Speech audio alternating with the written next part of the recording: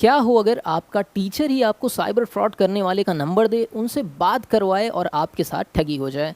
नमस्कार, मेरा नाम है हिमांशु तिवारी और हम इस सीरीज़ में देख रहे हैं साइबर फ्रॉड के अलग अलग तरीके और अलग अलग लोगों के अनुभव, जिसके माध्यम से मैं आपको बताऊंगा कि आज के समय किन किन तरीक़ों से साइबर फ्रॉड हो रहा है और इसको किस तरीके से आप बच सकते हैं, किस तरीके से आप इसको अवॉइड कर सकते हैं।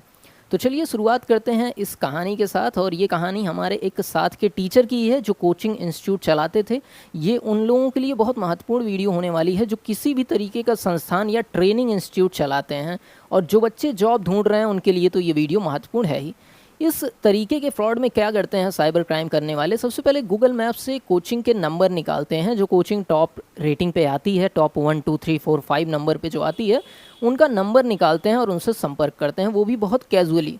वो इस तरीके से बात करेंगे जैसे आपके शहर से ही उन्होंने कॉल किया है, और लैंडमार्क भी बताएंगे कि मैं यहाँ से स्टेडियम के बगल से, या आपको बताएंगे कि इस जगह के बगल से बोल रहा हूँ। और आपकी कोचिंग गूगल मैप में देख लेते हैं कि आपके कोचिंग के अगल बगल क्या प्रतिष्ठित जगह हैं, उसका रेफरेंस देके बताते हैं कि आपकी कोचिंग तो यहाँ पर है। मान लीजिए कोई होटल है, उसका नाम लेके बताएंगे उसी के बगल है ना, तो आपको भी लगेगा कि वो आदमी जो आपसे बात कर रहा है वो आपके शहर का ही है।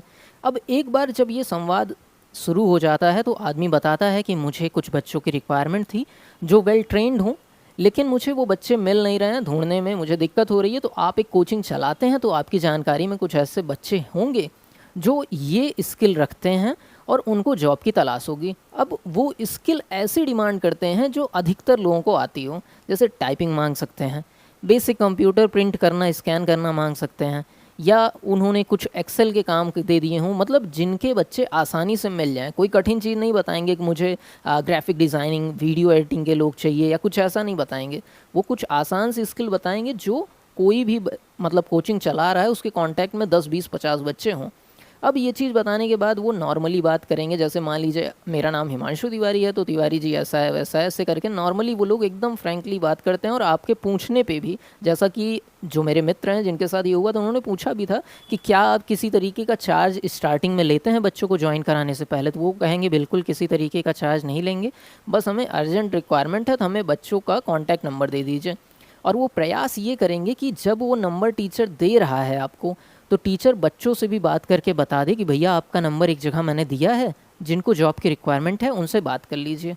तो ये तो तरीका हुआ किस तरीके से एक फ्रॉड बच्चों को ढूंढ रहा है। अब इसमें समझिए, एक बच्चा जिसे जॉब की तलाश है, उसको जॉब उसके टीचर ने बताया है, तो वो उसके दिमाग में ये फ्रॉड वाली चीज़ आएगी ही नहीं कि ये फ्रॉड हो सकता है, कुछ दिक्कत हो सकती है। उसके लिए तो उसके टीचर ने रेफ़र किया है, तो वो तो निश्चिंत है कि कोई जॉब है जिसमें मेरा हो जाए किसी तरीके से, ऐसा वो सोच रहा होगा। अब जब बच्चे से बात हो जाती है तो बच्चे को वो बताते हैं कि मुझे ऐसी स्किल सेट चाहिए, कोई दिक्कत नहीं है, और फॉर्मली बात करेंगे कि 2 दिन 3 दिन की सैलरी हम नहीं देंगे, उसके बाद सैलरी आपकी स्टार्ट करेंगे, इतना इन हैंड आपको सैलरी देंगे, इतने घंटे का काम रहेगा, ये सारी चीज़ बताएंगे। लेकिन जो इंटरव्यू टाइप की उनकी चीज़ें होंगी कि आपको क्या टाइपिंग स्पीड है आपकी, तो जो आप बोलेंगे वो मान लेंगे। वो ये नहीं करेंगे कि आप टाइपिंग दिखलाइए या एक्सेल का मुझे काम बताइए, बस वो मान लेंगे और उसके बाद फ़ोन को रख देंगे। अब इस चीज़ में बच्चा भी थोड़ा सा एक बना लेता है सपना कि चलो मेरी जॉब लग रही है, ऐसा लग रहा है, तो थोड़ा सा वो मोटिवेट इस तरफ हो जाता है। उसके बाद शुरू होता है ये खेल। अब इसमें क्या किया जाता है कि जिस आदमी को फ्रॉड करना है बच्चे को कॉल करता है, कुछ ऐसी चीज़ जो कि इम्पॉसिबल टाइप की है उसको करने को कहता है, जैसे 1 घंटे में मुझे ये डीडी बना के 100 रुपए की दे दो, या कुछ ऐसी चीज़ जो चीज़ संभव नहीं है, ऐसा कुछ टास्क देगा। मतलब जो चीज़ नहीं बन सकती, आप समझ रहे हैं, वो किसी भी तरीके से कर सकता है। मैं कोई एग्जांपल इसलिए नहीं दे रहा हूँ कि आप उस एग्जांपल से अटैच हो जाएंगे। वो किसी भी तरीके का एक इम्पॉसिबल सा टास्क देगा जो आपको करना होगा 1 घंटे में, आधे घंटे में। वो बताएंगे कि क्योंकि हमारी रिक्वायरमेंट फुलफ़िल होने वाली है, 1 ही 2 लोग की जगह है, तो प्लीज़ जो है इसको जल्दी से करा दीजिए। तो आप कहेंगे कि सर इतनी जल्दी तो हो नहीं पाएगा, मुझे ज़रूरत है।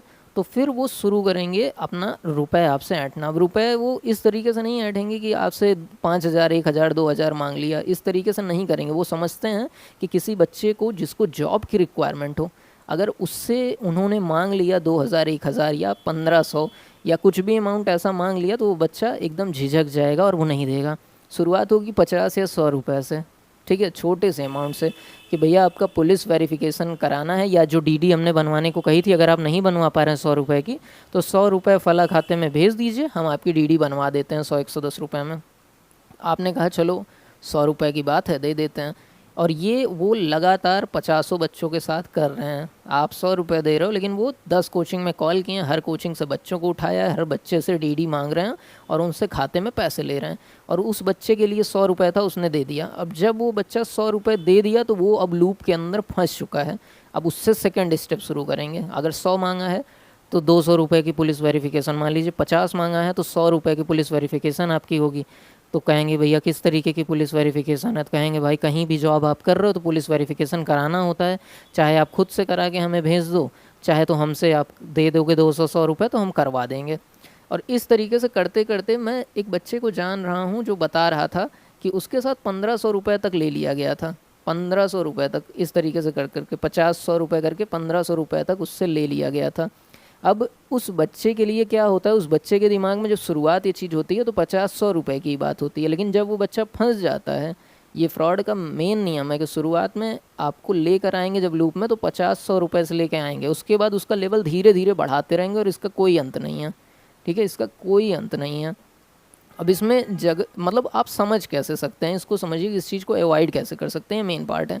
तो मैं जितने भी मुझे कॉल आते हैं कि हमें जॉब की रिक्वायरमेंट है, तो मैं पहला काम करता हूँ, मैं उनसे बात करने की कोशिश करता हूँ, समझने की कोशिश करता हूँ आखिरकार वो बोल कहाँ से रहे हैं एक्चुअली। अगर वो यहाँ सुल्तानपुर जैसे जहाँ से मैं हूँ, अगर वहाँ से बात कर रहे हैं या अगल बगल के सिटी लखनऊ से या कहीं से बात कर रहे हैं, तो मैं उनका लैंडमार्क पूछता हूँ और उनके ऑफिस का मैं गूगल मैप पे एड्रेस चेक करने की कोशिश करता हूँ, जो कि अथेंटिक हैं तो लगभग लगभग मिल जाएगा। दूसरी चीज़, मैं अगर बच्चों का नंबर दे भी रहा हूँ या बच्चों को कांटेक्ट करा भी रहा हूँ तो मैं अपने एक स्टाफ को ज़रूर से उस कांटेक्ट में रखता हूँ जिनसे वो बात करें और वो इस चीज़ पे निगरानी रखे कि वो क्या चीज़ बात कर रहे हैं, क्या वो रुपया मांग रहे हैं कि नहीं, किस तरीके से काम वो कर रहे हैं।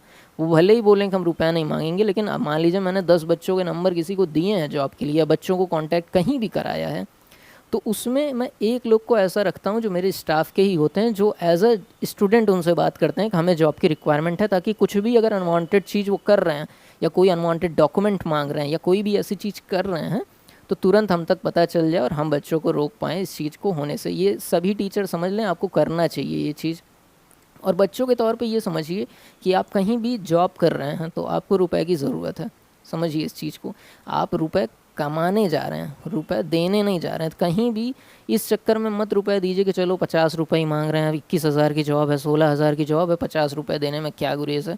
ये लूप है, आप 50 देंगे, 100 देंगे, 150 देंगे और ऐसे ये अमाउंट बढ़ाते रहेंगे। तो कहीं भी रुपए मत दीजिए। अगर कोई 10-50 रुपये देना भी पड़ रहा है तो आप फिज़िकली जाके दीजिए। अगर वो कहते हैं लेट हो रहा है तो लेट हो जाए, ठीक है। ऐसी कोई आफत नहीं आई है कि कोई ऐसी वैकेंसी नहीं निकलती कि आधे घंटे बाद ख़त्म हो जाए, प्राइवेट सेक्टर में ऐसा नहीं होता है। तो अगर ऐसा कुछ हो रहा है तो सबसे पहले आप फिज़िकली जाने का प्रयास करिए। किराए में भले आपके 500 बर्बाद हो जाएं, लेकिन किसी को 100 रुपये आप मत दीजिए।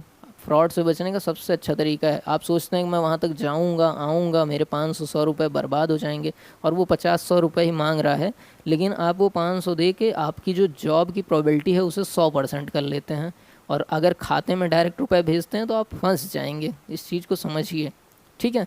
तो ये तरीका बहुत ज़्यादा चल रहा है, और जब टीचर के थ्रू ये स्कैम होता है तो बहुत ज़्यादा पॉसिबिलिटी होती है कि बच्चे पैसे दे देंगे।